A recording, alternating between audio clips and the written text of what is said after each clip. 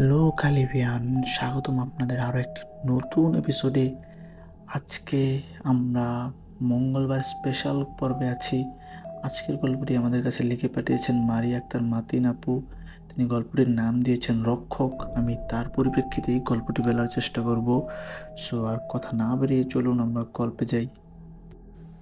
গল্পটি শুরু করার আগে আপনাদের কাছে একটু অনুরোধ থাকবে, যারা আমাদের চ্যানেল নতুন আছেন অবশ্যই চ্যানেলটি সাবস্ক্রাইব করে দেবেন, আর যারা আগে থেকেই সাবস্ক্রাইব করেছেন তাদের সবাইকে ধন্যবাদ।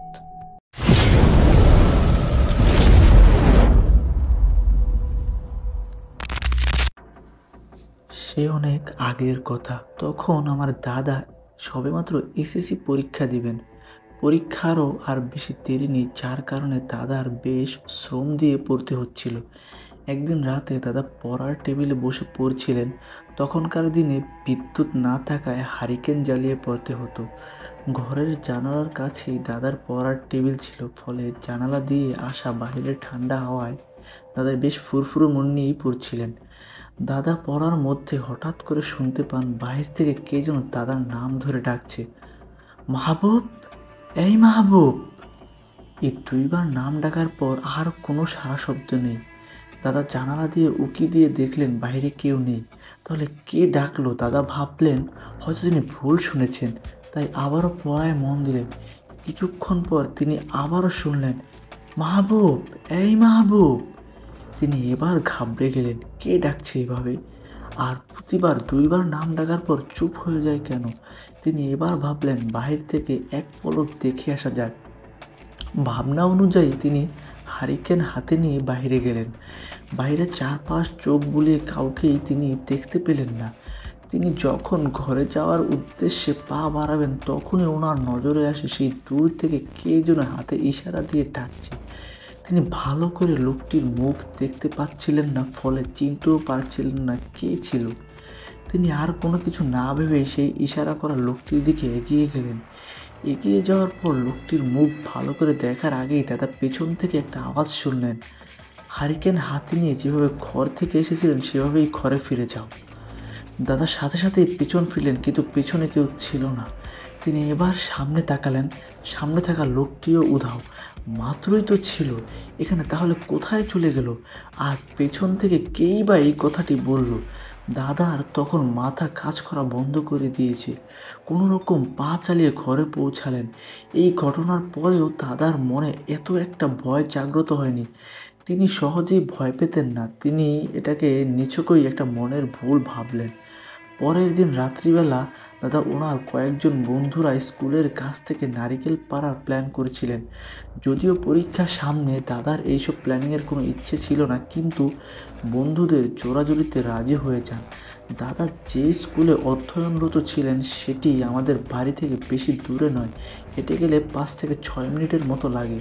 তো প্ল্যান অনুযায়ী দাদা ও ওনার বন্ধুরা গাছ থেকে বেশ অনেকগুলো নারিকেল পেড়ে মাত্রই সবাই গোল হয়ে স্কুলের মাঠে বসলেন। আর তখনই ওনাদের শরীরের ওপর কে যেন ছোট ছোট পাথর নিক্ষেপ করতে থাকে। দাদা তখন তাকিয়ে দেখেন ওনার থেকে বেশ কয়েক হাত দূরে একটা কালো অবয়বের মতো দাঁড়িয়ে আছে, আর সেই অবয়বটি ওনাদের দিকে পাথর নিক্ষেপ করছে। এই অবয়বটির চোখ দুটি ছিল লাল টুকটুকে। অবয়বটি পাথর নিক্ষেপ করতে করতে ওনাদের দিকে এগিয়ে আসছিল। বেশ অনেকটা এগিয়ে আসার পর ওনারা বুঝতে পারলেন এটা কোনো মানুষ নয়। আর বিষয়টা বোধগম্য হতেই ওনারা নারিকেল ফেলে এক দৌড়ে পালিয়ে আসেন। ওনারা শুধু একটা কথাই শুনতে পেয়েছিলেন, তোমরা ভয় পেও না, তোমরা ভয় পেও না। ওনাদের তখন এই রাতের বেলায় নারিকেল খাওয়ার শখ চিরতরে ঘুচে গিয়েছিল।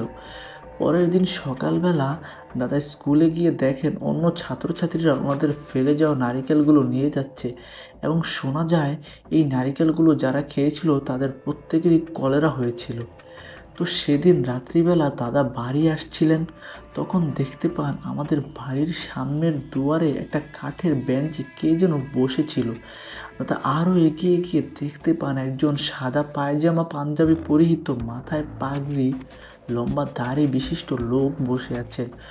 লোকটিকে তিনি কিছুটা আন্দাজ করতে পেরেছিলেন। তিনি ভয়ের সাথে সালাম দেন এবং লোকটিও দাদার সালামের উত্তর দেন। দাদা এবার ওনার দাদার কাছে গিয়ে সব খুলে বলেন, কারণ ওনার দাদা এই বিষয়গুলো সম্পর্কে বেশি অবগত ছিলেন। পুরো ঘটনা শোনার পর ওনার দাদা বলেন, তুমি একটু আগে যাকে দেখেছিলে সে হলো এই বাড়ির জিন। এই জিনের কাজ হচ্ছে এই বাড়ির কোনো মানুষ যদি খারাপ জিনের পাল্লায় পড়ে তাহলে তাকে রক্ষা করা। প্রথম দিন তুমি একটা খারাপ জিনের ডাক শুনে বাইরে গিয়েছিলে এবং এই জিন নিশিরাতে মূলত মানুষকে ডাকে। সেদিন এই বাড়ির জিনই সৃষ্টিকর্তার রহমত হিসেবে বাঁচিয়েছিল এবং এর পরের দিনও এই বাড়ির জিনই তোমাদেরকে বাঁচায়, না হলে তোমরা সেখান থেকে পালিয়ে আসতে পারতে না। আর এই বাড়ির জিনকে মাঝে মাঝেই আমাদের বাড়ির সামনে বসে থাকতে দেখা যায়, যেমনটা আজ তুমি দেখলে। এরপর থেকে দাদা খুব সতর্ক হয়ে চলতেন। এতদিন দাদা ভয় না পেলেও এই কথাগুলো শোনার পর দাদা বেশ ভয় পেয়েছিলেন। বন্ধুরা, আজ এই পর্যন্তই। দেখা হবে আপনাদের সাথে আবার নতুন কোনো এপিসোড নিয়ে। ততক্ষণ পর্যন্ত সুস্থ থাকবেন, ভালো থাকবেন এবং যারা এখনও চ্যানেলটি সাবস্ক্রাইব করেননি অবশ্যই চ্যানেলটি সাবস্ক্রাইব করে দেবেন। ধন্যবাদ।